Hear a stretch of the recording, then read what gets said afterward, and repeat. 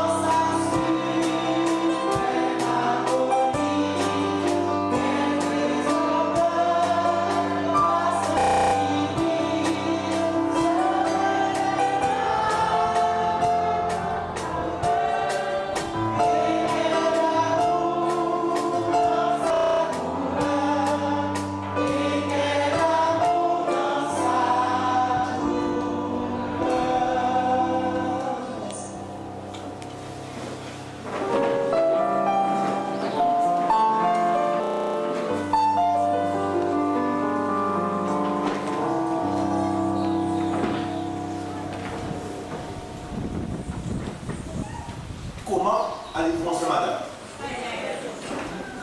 Comment allez-vous ce matin? Ça va bien. Est-ce que vous vous sentez bien ici, là, dans ce carton-là? Et je peux vous affirmer que je vous crois. Vous vous sentez bien. Parce que si Michel nous a présente à Juston à 12h27 pour parler ça va matin, je vois que le visage s'est fermé. Je ne sais pas, on est bien, on est dans ça a déjà été dit, on est dans ce cadre merveilleux, on se sent bien ensemble et on a envie de recevoir la nourriture que Dieu a pour nous, ça va, n'est-ce pas? Alors, pour m'encourager, levez la main, tous ceux qui veulent recevoir cette nourriture en ce sabbat matin. Ouh, ah ben voilà, je suis content. Toutes les mains se sont levées, je suis heureux et je suis content de voir que vous êtes encore disposés à recevoir la parole de Dieu. C'était quoi le sujet, le thème qui a été choisi pour ce sabbat? J'ai entendu un bout, mais je n'ai pas bien compris. Vivre, c'est vivre, c'est choisir. Vivre, c'est choisir. Je vais dire aussi, aimer, c'est choisir. Vivre, c'est choisir. Est-ce que vous êtes d'accord avec ce thème-là, ce sujet-là? Est-ce que ça vous dit quelque chose? Vivre, c'est choisir. D'après tout ce qu'on a vu jusqu'à présent, n'est-ce pas? On peut dire vivre, c'est choisir. Pour commencer, je vais vous donner deux témoignages. Deux témoignages de deux jeunes qui parlent de leur propre vie. Ils sont à peu près le même âge. On va dire que ces jeunes ont entre 20 et 25 ans. D'accord? Est-ce qu'il y a des jeunes entre 20 et 25 ans dans la salle? Levez la main. Oui, il y a quelques-uns qui se sont levés. D'accord? 20 et 25 ans, c'est bien. Ah, il y a la sœur Mantédie. Elle a toujours 25 ans dans son cœur. Gloire soit à notre Dieu. D'accord? Qui donne l'éternelle jeunesse à nos aînés. Je dis merci au Seigneur. Et j'espère que tous ceux qui sont là, vous aussi, vous aurez 25 ans, lorsque vous aurez 70 ans. C'est formidable, hein? C'est formidable. Le premier jeune fait un retour sur sa vie, il regarde et il dit, bon, je fais une liste des choses que j'ai ratées, des mauvaises choses que j'ai faites. Et cette liste, elle est longue. Une longue liste.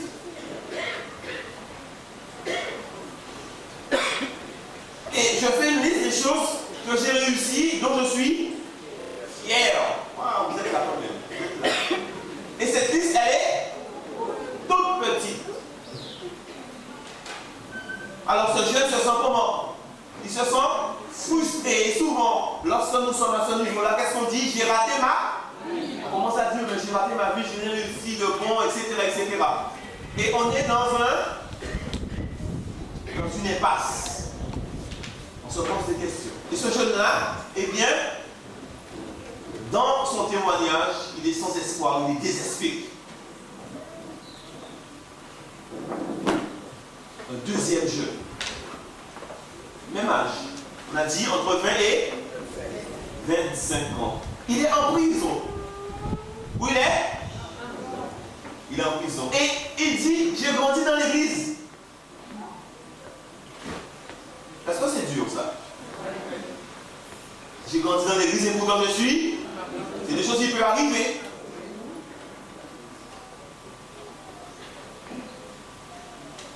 Quand il fait le bilan, il dit, je sais que je suis tombé à cause de l'influence du monde. Pourquoi il est tombé? À cause de l'influence du monde. Il est tombé. Alors, comme on dit, il est tombé, ça veut dire, il a quitté l'église et il a fait des choix, d'accord, qui l'ont conduit où ça? Des choix qui l'ont conduit en prison. Mais il dit, j'ai gardé en mémoire ce verset que j'avais entendu. Je l'ai cherché, je l'ai trouvé. Et chaque jour, je le lisais, matin et soir. Et ce passage se trouve dans Josué 24, verset 15. La parole de Dieu déclare ce texte que ce jeune a gardé dans son cœur, qu'il méditait matin et soir. Et si vous ne trouvez pas bon de servir l'Éternel, choisissez aujourd'hui qui vous voulez servir. Ou les dieux que servaient vos pères au-delà du fleuve, ou les dieux des Amoriens dans le pays duquel vous habitez. Moi et ma maison, nous servirons l'Éternel. Mesdames et messieurs, le premier jeune était avait sa liberté. Physiquement, il était pas en prison, il pouvait aller où il voulait, et pourtant, quand il a fait son bilan, il était comment? Désespéré, il était comment? Frustré. Et il était sans espoir, sans espérance. Et pourtant, ce second jeune, où il est? Il est en prison. Et pourtant, comment il est? Il a de l'espoir et il a de l'espérance. Parce qu'il a fait une rencontre extraordinaire, d'accord? Il a fait un choix. Il est en prison et il a choisi de servir. Il a choisi de servir l'Éternel. Et ça, c'est formidable. C'est extraordinaire. Ça fait la différence. Il n'est pas frustré. Malgré qu'ils sont en prison, il n'est pas dans l'angoisse. Parce qu'il a choisi de servir. Parce qu'il a choisi de servir l'Éternel. Ce matin, l'heure est avancée. Donc j'avais un livre. Je l'ai laissé là-bas. J'ai dit, bon, vu l'heure, ce livre-là, je ne vais pas le lire. Mais n'empêche que nous allons prendre quelques minutes pour pouvoir ensemble voir la vie d'un homme. Un homme qui lui aussi a choisi. Et vous verrez cet homme-là. Cet homme-là, lorsque moi je médite sur sa vie et sur ses choix, au moment où il fait ces choix-là, je ne suis pas arrivé encore à dire, Michel, tu aurais fait la même chose. Je ne suis pas encore arrivé à le faire. J'espère qu'un jour je pourrais dire, j'aurais fait la même chose.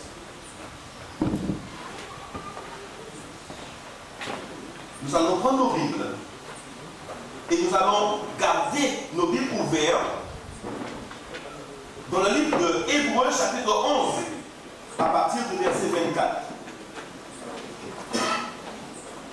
Et nous allons, pendant quelques instants, méditer sur la vie d'un homme, sur la vie de Moïse. Voilà l'homme dont il s'agit. Moïse. Le premier passage, le verset 24, nous dit 11, à partir du verset 24. C'est par la foi que Moïse, devenu grand, refusa d'être appelé fils de la fille de Pharaon. Le passage commence par une négation.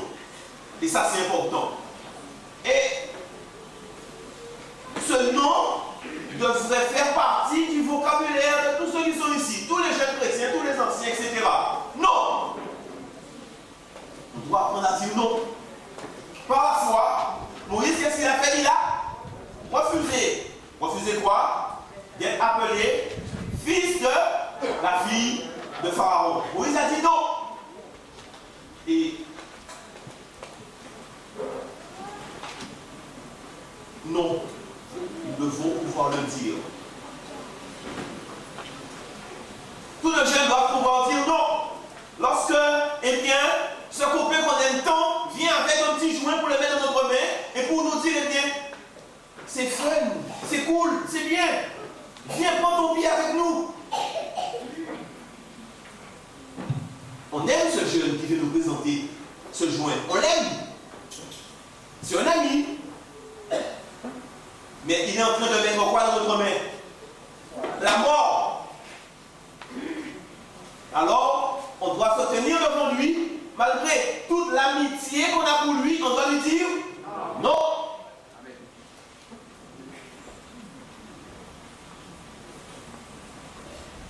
Lorsque dans nos rapports, on grandit et on commence à aimer et que celui qu'on aime nous supplie, et bien, on se connaît suffisamment. Allons et faisons. Nous devons pouvoir dire à pas s'abondier et voir. Non. Et chaque fois, quelle que soit la tranche d'âge auquel nous appartenons, chaque fois où l'on vient nous proposer de faire quelque chose qui n'est pas adéquate avec la parole de Dieu, nous devons pouvoir nous dresser et dire non.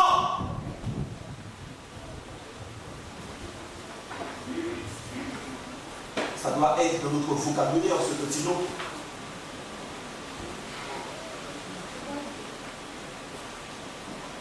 Maintenant, on doit se concentrer sur Moïse pendant quelques instants. Le verset 24 nous dit qu'il refusa d'être appelé fils de la fille de Pharaon. Lorsque nous étudions ce passage et nous essayons de comprendre, on peut se dire que cela peut paraître un acte d'ingratitude de la part de Moïse. Dans un premier, d'accord, au premier abord, pourquoi? Qu'est-ce que cette femme avait fait pour Moïse? Vous qui êtes là, sauver les eaux. Alors que Moïse avançait, d'accord, sur le Nil, entre les roseaux, cette femme a perçu ce panier qui était fait en osier. Et dans ce panier d'osier, il y avait ce petit bébé. Elle regardait cet enfant et elle l'aima. On ne peut pas dire ça. Elle l'aima. Et elle a désiré le sauver. Elle a désiré le sauver.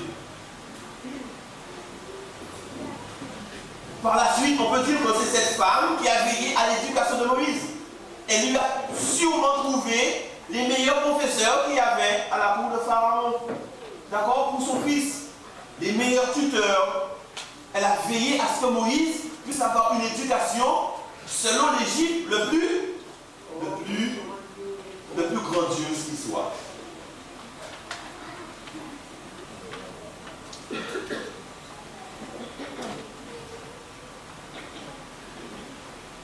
Elle a veillé sur lui. Tandis que Moïse grandissait, elle veillait sur lui jalousement.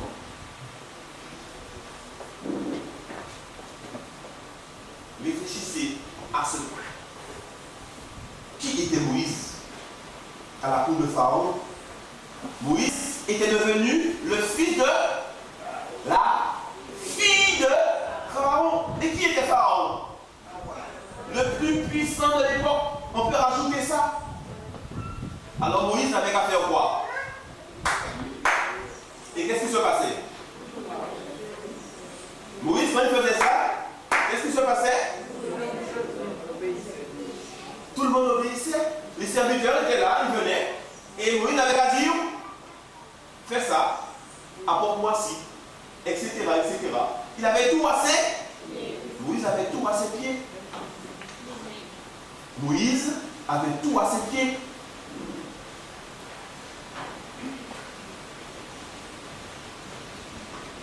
Les chercheurs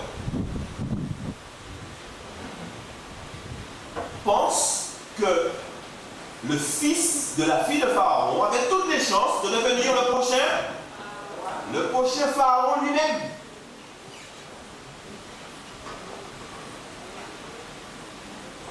Et pourtant, le passage dit que Moïse refusa de devenir le fils de la fille de Pharaon.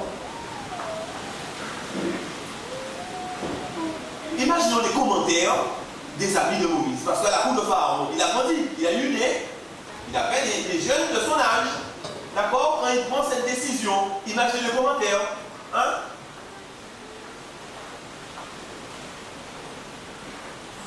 Mais qu'est-ce que tu me racontes là?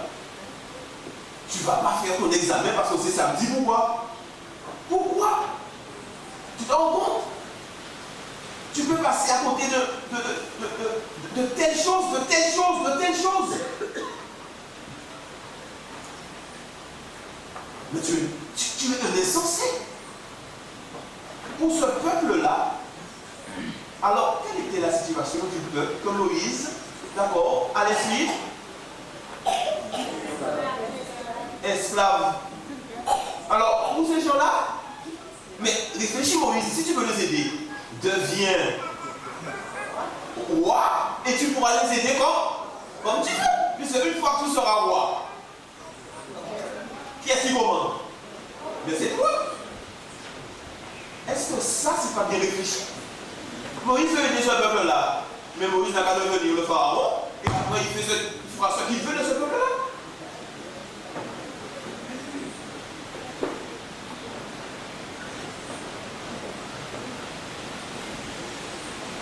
Mais Moïse, lui, Il a choisi. Il a fait un choix qui pour lui sera déterminant. Oui, choisit. Et il dit, moi, pas question. Je ne deviendrai pas le fils de la fille de Pharaon. Et au verset 25, le récit continue. Il est dit, il préféra être maltraité avec le peuple de Dieu plutôt que d'avoir pour un temps la jouissance du péché. Ça, c'est pas merveilleux, ça? Dans ce passage-là, nous devons comprendre quelque chose d'important. L'auteur, l'apôtre qui a écrit, l'apôtre Paul, aurait pu dire, au verset 25, il préféra être maltraité avec le peuple juif plutôt que d'avoir pour un temps la jouissance du péché ou bien avec le peuple hébreu. Mais il est précis dans ce qu'il dit, et c'est important ce qu'il dit. Il dit qu'il préféra être maltraité avec le peuple de Dieu. Son choix n'est pas par rapport à une ethnie ou à une race, mais son choix est par rapport au peuple de Dieu. Et ça, c'est capital dans cette histoire. D'accord?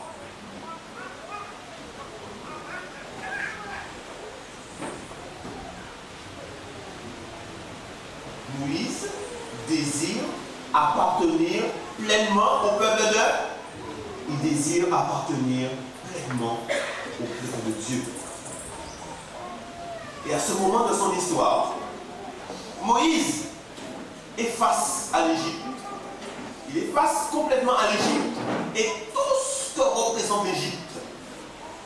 Et Moïse est en train de dire à l'Égypte, écoutez bien, chers jeunes, tous ceux qui sont ici, j'ai grandi au milieu de vous.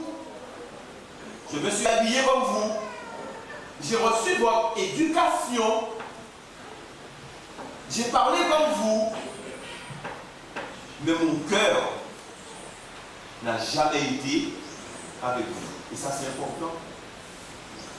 Souvenez-vous, lorsqu'il fallait trouver une nourrice à Moïse, à qui a-t-on confié Moïse?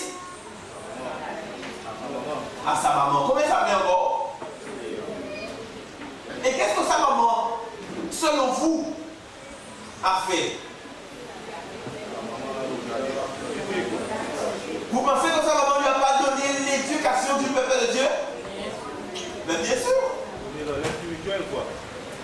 Sa maman lui a donné l'éducation spirituelle qu'il devait recevoir. Donc, tout en grandissant dans le palais de Pharaon, d'accord, mais Moïse était sous l'influence divine. Et ça, c'est formidable.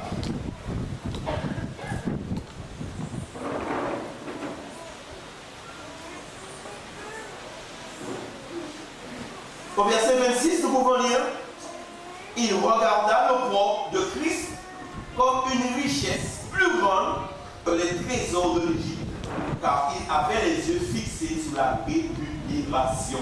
Et cette partie est extraordinaire. On voit encore l'influence de sa maman, l'influence de son éducation spirituelle. Il a refusé les richesses de l'Égypte. Et là, c'est quelque chose. C'est quand même quelque chose d'extraordinaire.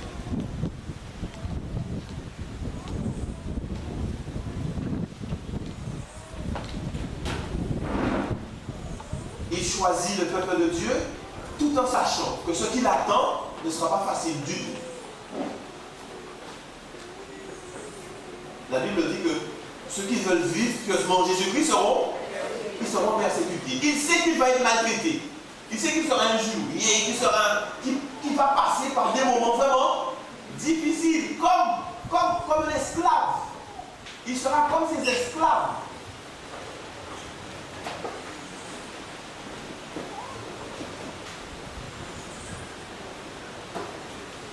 La Bible dit, il regarda l'opprobre de Christ comme une richesse plus grande que les trésors de l'Égypte.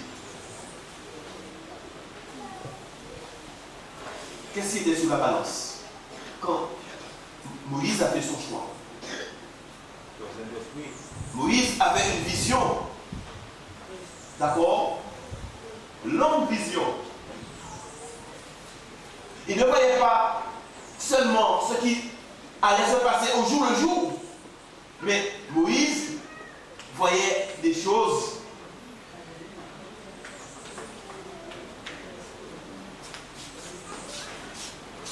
Moïse, comme Abraham, voyait le retour de Jésus. Et Moïse se disait, lorsque ces jours vont arriver, où il faut que moi je sois, est-ce qu'il faut mieux que je sois avec ce peuple esclave, qui est le peuple du vrai Dieu, qui est le peuple de Dieu, ou est-ce qu'il faut que je sois installé sur le trône d'Égypte, que je sois le pharaon? Qu'est-il préférable que je devienne une star de la NBA, un grand chanteur, ou bien que je bénéficie du retour de Jésus, de la bienheureuse espérance?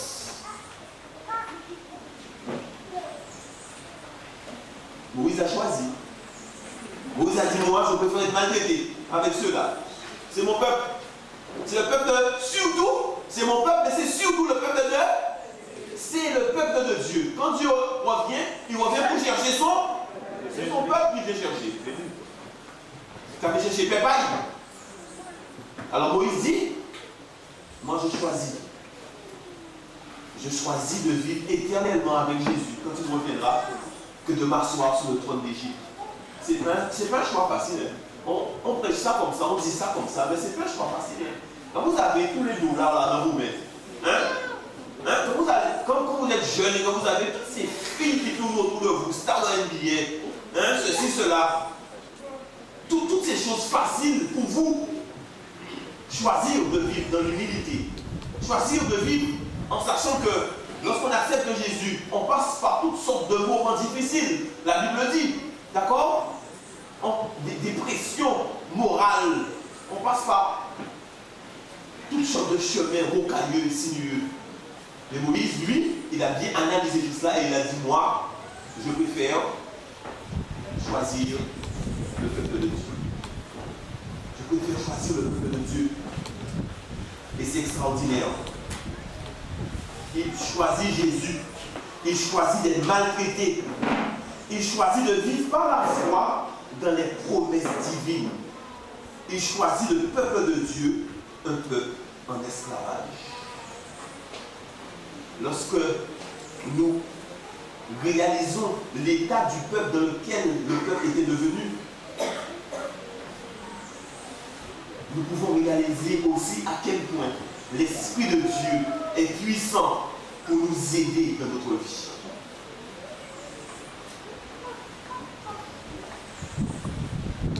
Je peux vous dire que c'est toujours plus facile de rester en Égypte. C'est facile de rester en Égypte. C'est vrai.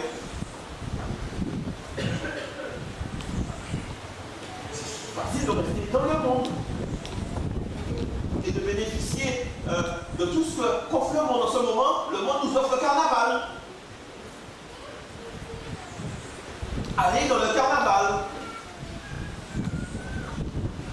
Souper devant nous, etc.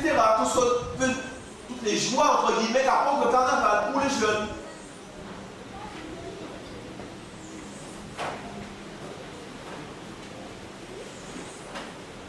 Ce sont des choix à court terme. Mais n'oubliez pas que l'Égypte disparaît dans la poussière à long terme. Et ceux qui font la volonté de Dieu demeurent éternellement. Voilà où était porté le regard de Moïse. La pensée de Moïse. L'Égypte va disparaître. Et tout ce que représente l'Égypte, spirituellement, tout ça va disparaître dans la poussière. Ça va disparaître. Mais tous ceux qui, comme Moïse, auront le choix de suivre Jésus, ceux-là vivront éternellement.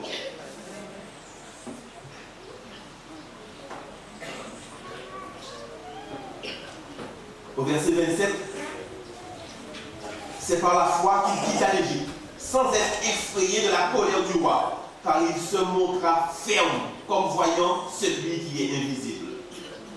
Nous connaissons cette étape de la vie de Moïse qui n'est pas facile, du tout, pas facile. Il a déjà choisi son peuple, c'est le peuple de Dieu.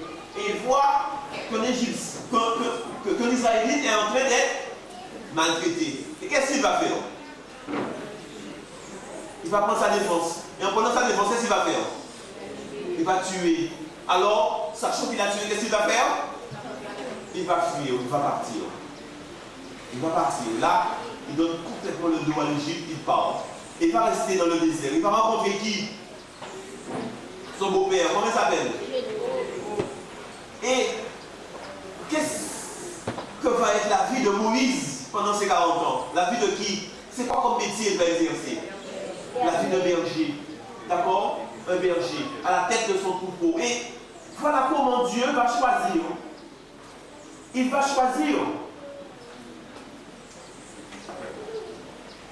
d'instruire, d'enseigner son enfant, Moïse.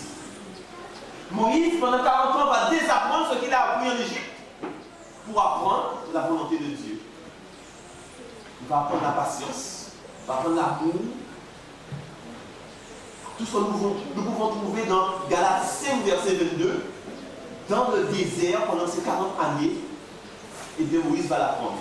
Il va se marier.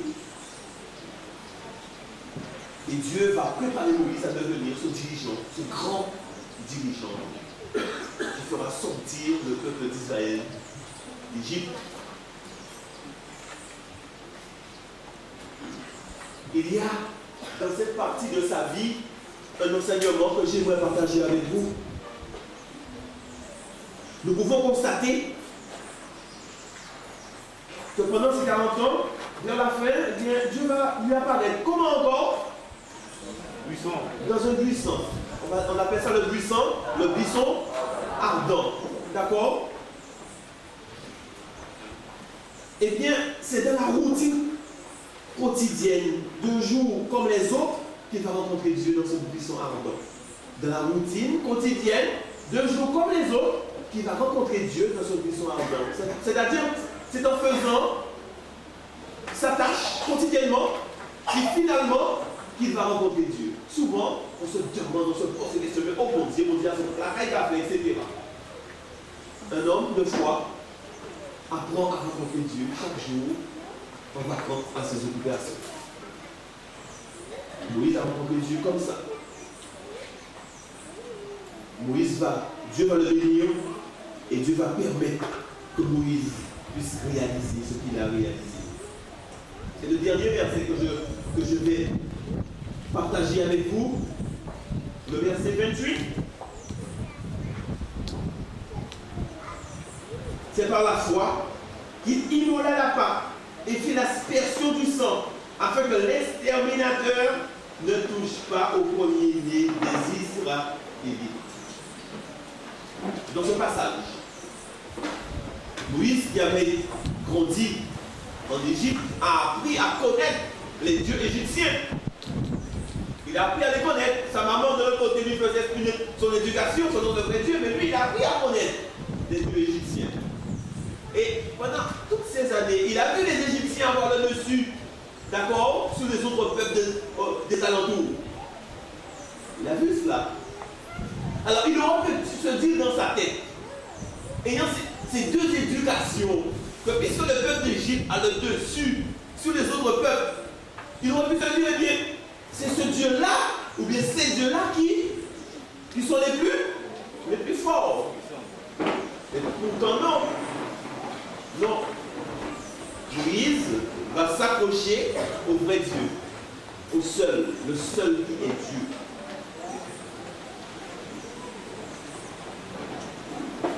Et à ce moment précis, Moïse et le peuple d'Israël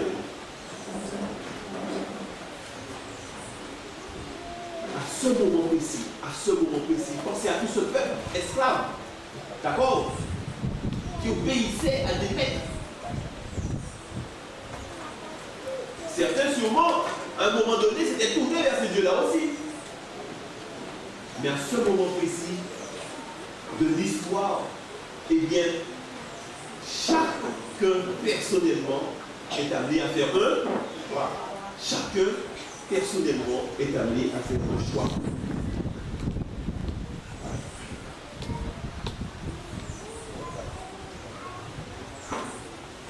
S'ils veulent être délivrés totalement, qu'est-ce qu'ils doivent faire? Chacun doit prendre un agneau de nom. Il doit faire l'aspersion du sang sur les poteaux, les métaux de la porte.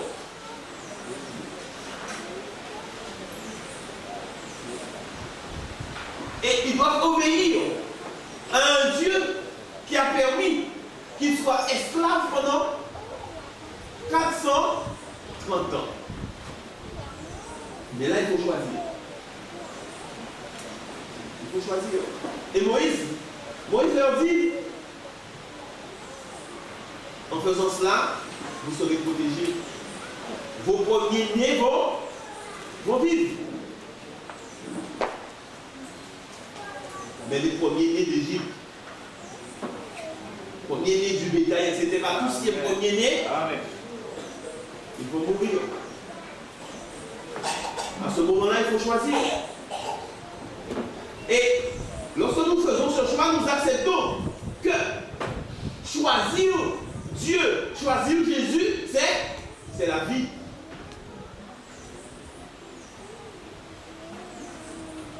Et choisir ce que propose l'Égypte, c'est la mort. Simplement ça. La parole de Dieu est claire, elle est limpide. Elle nous présente des choses clairement. Si je choisis l'Égypte, ses distractions, ses plaisirs, ses richesses, sa religion, et la religion de l'Égypte, c'est un compromis.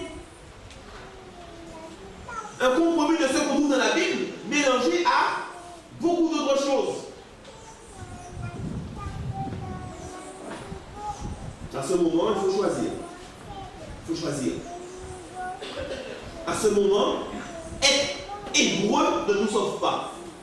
À ce moment, être juif ne nous sauve pas. À ce moment, être adventiste du 7e jour ne nous sauve pas du tout. À ce moment, c'est la foi en Jésus qui me sauve.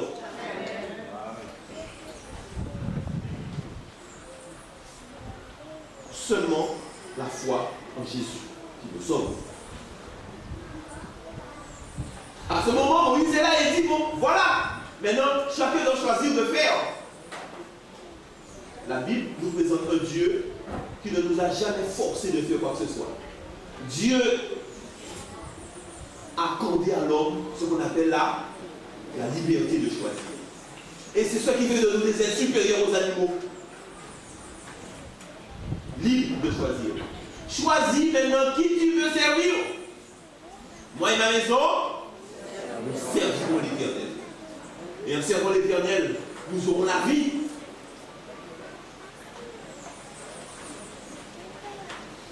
Mes amis, l'ange est passé. L'ange est passé, l'ange a fait son œuvre. Parce que Dieu l'avait dit. Et ce que Dieu dit, il le fait. Alléluia. Ce que Dieu dit, il le fait. L'ange est passé et on a crié en Égypte. Aujourd'hui, l'Égypte se réjouit. L'Égypte a le monopole. L'Égypte, c'est l'Égypte qui mène. Les enfants de Dieu sont en petit nombre. Lorsque l'ange est passé, l'Égypte a gémi. Depuis la maison de Pharaon jusqu'à la maison de la servante. Dans toutes les maisons, il y avait des cris de douleur. Dans leur bétail, il y avait des cris de douleur. Et chez les enfants d'Israël, on se réjouissait. Parce que Dieu avait protégé. Parce que le sang de Jésus les a protégés. Ce sang qui déroulé à Golgotha sur la croix du Calvaire est à la disposition de nous tous. Et Dieu dit encore à ceux qui sont ici, venez à moi, vous tous qui êtes fatigués et chargés, et je vous donnerai du repos. C'est ce sang que nous devons considérer. C'est ce sang qui nous donne la vie. Il faut venir à Jésus. Maintenant, chers amis, il faut choisir de servir Jésus maintenant. Tandis que mon heure est passée, il est 13 heures.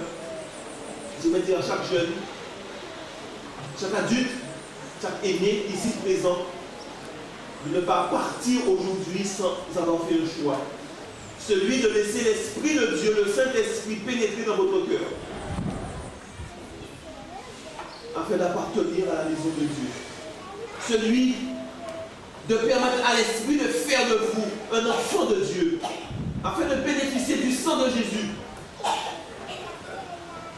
Et lorsque l'ange passera de nouveau,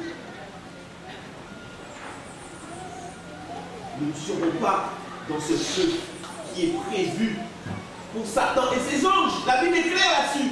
Dieu a prévu un feu pour détruire les méchants. Mais ce feu, il a été prévu pour Satan et ses anges pour demain. Mais tous ceux qui n'ont pas fait le choix de suivre Jésus iront dans ce feu-là. C'est clair et c'est net et c'est simple. Choisissez qui vous voulez servir. Moi et ma maison, on servira l'Éternel.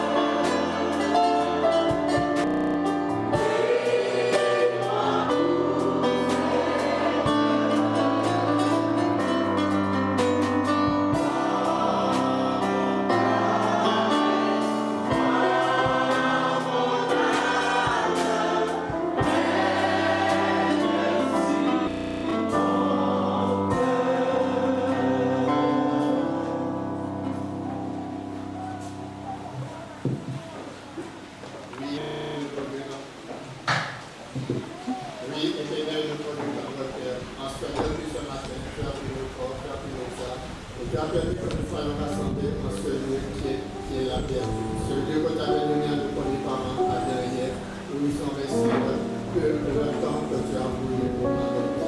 Et en cette journée encore, nous te remercions que le soleil, cette journée agréable et soleillée dans le cœur de chacun individuellement.